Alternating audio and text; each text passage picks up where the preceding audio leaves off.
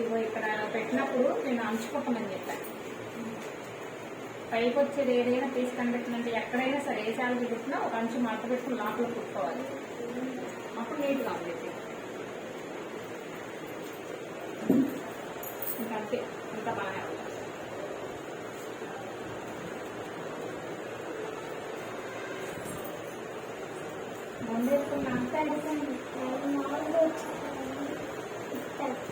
కింద అంచుకోవట్లేదే మరి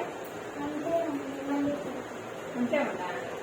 ఇది ఒక అంచు మడత పెట్టి కుట్టమన్నా, దీని లోపలికి నీకు ఎంత కావాలో అంత మడత పెట్టి లోపలికి కుట్టమన్నా కదా, ఒక మడత పెట్టావు ఆడదుగా. బార్ పెట్టలేదా మరి? సరిపడగా బార్ పెట్టుకోవాలి కదా. దానికి ఇంకో మడత చిన్నగా అయినా వెయ్యి, ఒక అరంలో అన్నా మడత పెట్టు, ఎంతైనా సరే వెయ్యి. ఒకటే లైన్ అయితే ఆడదు.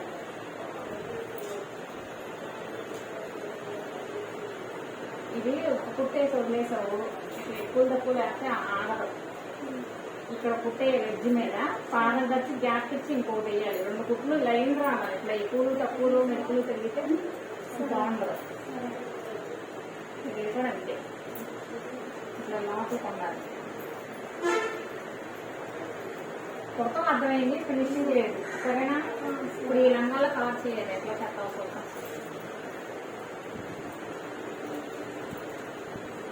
తీయాలి.